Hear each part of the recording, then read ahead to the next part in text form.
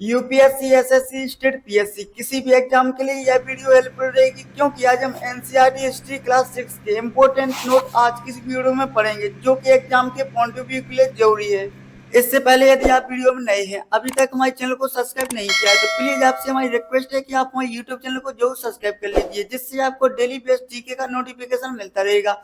I hope, मुझे आशा है कि आप अपनी परीक्षा की तैयारी अच्छे से कर पाएंगे।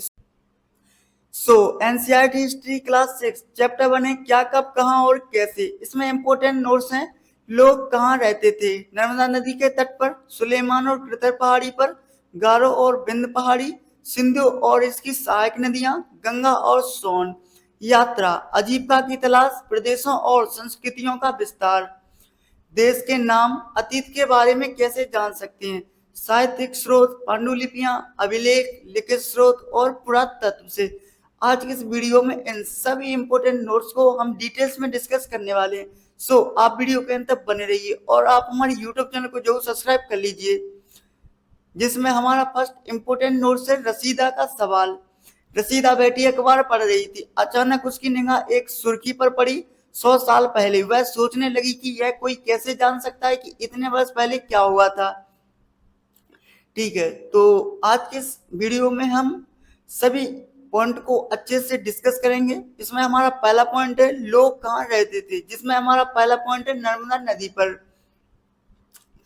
नर्मदा नदी को रेवा के नाम से भी जाना जाता है, जो उत्तर और दक्षिण भारत के एक पारंपरिक सीमा के रूप में कार्य करती है। नर्मदा नदी मध्य प्रदेश के अनूपपुर जिले के अमरकंटक पठार में उत्पन्न होती है।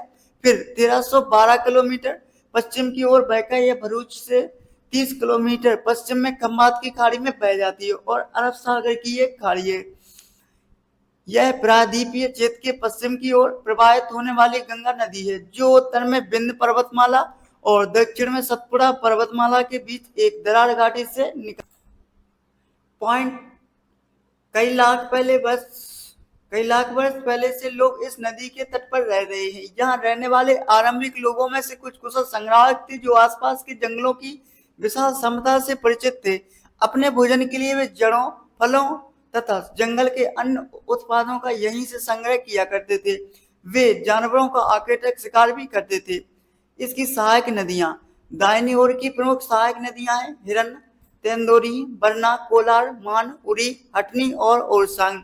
प्रमुख बाएं सहायक नदियां हैं बरनर, बंजार, सिर, सक्र, दूधी, तवा, गंजाल, छोटा, तवाउंडी, गोई और करजन। यह हमारा उप महाद्वीप का प्राकृतिक मानचित्र है, जहां पर आप इन सभी पॉइंट को अच्छे से समझ सकते हैं। पॉइंट 2, सुलेमान और कृतर की पहाड़ियां। उत्तर पश्चिम की ओर कृतर पहाड़ियां वाले क्षेत्र में लगभग 8000 वर्ष पूर्व स्त्री पुरुषों ने सबसे पहले गेहूं तथा जौ जैसी फसलों का उपजाना आरंभ किया था। उन्होंने भेड़, बकरियां और गाय बैलों जैसे पशुओं को पालतू बनाना शुरू किया था। ये लोग गांव में रहते थे। पॉइंट 3, गारो और बिंद पहाड़ी। उत्तर पूर्व में गारो तथा मध्य भारत में बिंद पहाड़ी वाले क्षेत्र में सबसे पहले चावल उपजाया गया। वे स्थान बिंद के उत्तर में स्थित थे।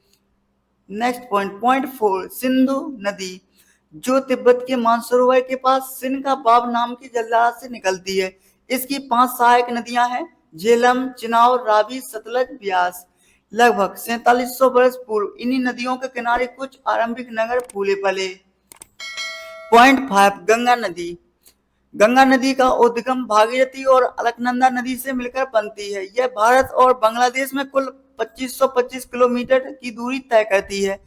2500 वर्ष पहले ही गंगा तथा इसकी सहायक नदियों के किनारे तथा समुद्री तटवर्ती इलाकों में नगरों का विकास हो चुका था। इसकी प्रमुख सहायक नदियां हैं यमुना, रामगंगा, सरयू, गंडक, कोसी, महानदी और सोन तमसा। नेक्स्ट पॉइंट है यात्रा। कभी लोग काम की तलाश में तो कभी प्राकृतिक आपदाओं के कारण एक स्थान से दूसरे स्थान तक जाया करते थे। कभी कभी सेनाएं दूसरे क्षेत्रों पर विजय हासिल करने के लिए जाया करते थे। इसके अतिरिक्त व्यापारी कभी काफिले में तो कभी जहाजों में अपने साथ मूल्यवान वस्तु लेकर एक स्थान से दूसरे स्थान जाते रहते थे। धार्मिक गुरु लोगों को शिक्षा और सलाह देते हुए एक गांव से दूसरे गांव तथा एक कस्बे से दूसरे कस्बे जाया करते थे। कुछ लोग नए और रोचक स्थानों को खोजने की चाह में उत्सुकतावश की यात्रा भी करते थे। इन सभी यात्राओं से लोगों को एक दूसरे के विचार को जानने का अवसर मिला। पॉइंट सेकंड, देश के नाम। ठीक है, देश के नाम। अपने देश के लिए हम प्राय इंडिया तथा भारत जैसे नामों का प्रयोग करते हैं। इंडिया शब्द इंडस से निकलता है, जिसे संस्कृत में सिंधु कहा जाता है। लगभग 2500 वर्ष पूर्व उत्तर पश्चिम की ओर से जाने वाले ईरानियों और यूनानियों ने सिंधु को हिंदोस तथा इंडोस और इस नदी के पूर्व में स्थित भूमि प्रदेश को इंडिया कहा है। भारत नाम का प्रयोग उत्तर पश्चिम में रहने वाले लोगों के लिए एक समूह का उल्लेख संस्कृति की आरंभिक लगभग 35 वर्ष पुरानी कृति ऋग्वेद में भी मिलता है। बाद में इसका प्रयोग देश के लिए होने लगा। नेक्स्ट पॉइंट, अतीत की जानकारी के लिए स्रोत। अतीत की जानकारी हमें कई तरह से प्राप्त कर सकती है। इनमें से एक तरीका अतीत में लिखी हुई पुस्तकों को ढूंढना और पढ़ना है। ठीक है, तो इसमें पहला पॉइंट है पांडुलिपि से अभिलेख, लिखित स्रोत, पुरातात्विक साक्ष्य। यह हमारी पांडुलिपि है। पांडुलिपि क्या होती है, आइए जानते हैं। ये पुस्तक हाथ से लिखी होने के कारण पांडुलिपि कहलाती है। अंग्रेजी में पांडुलिपि के कारण प्रयुक्त होने वाला मैन्युस्क्रिप्ट शब्द लैटिन शब्द मैन्यू, जिसका अर्थ हाथ है, निकलता है, जिसका अर्थ हाथ है, निकलता है। ये पांडुलिपियां प्रायः ताड़पत्रों अथवा हिमालय क्षेत्र में उगने वाले बुर्ज नामक पेड़ की छाल से विशेष तरीके से तैयार भोजपत्र पर लिखी मिलती हैं। नेक्स्ट पॉइंट, अभिलेख। अभिलेख क्या होते हैं, आइए जानते हैं। ऐसे पत्थर अथवा धातु जैसे अपेक्षाकृत कठोर सतहों पर उत्कीर्ण किए गए मिलते हैं। इन पर शासकों के आदेश, प्रशंसा, वंशावली एवं कार्यों का विवरण मिलता है। नेक्स्ट पॉइंट, लिखित स्रोत। महाकाव्य, कविताएं तथा नाटक इत्यादि। इनमें से कई संस्कृति, प्राकृतिक तथा तमिल में लिखे मिलते हैं। प्राकृतिक भाषा का प्रयोग आम लोग करते थे। नेक्स्ट पॉइंट, पुरातात्विक साक्ष्य। आइए जानते हैं पुरातात्विक साक्ष्य किन्हें कहते हैं। पत्थर और ईंटों से बनी इमारतों के अवशेष, चित्रों तथा मूर्तियों के अवशेष इत्यादि पुरातात्विक साक्ष्य कहलाते हैं। इनमें औजार, बर्तन, हथियार, आभूषण, महरेब इत्यादि शामिल होते हैं। इसके अलावा जानवरों, चिड़ियों तथा मछलियों की अस्थियां इत्यादि भी प्राप्त हुई हैं। नेक्स्ट पॉइंट, अतीत एक या अनेक।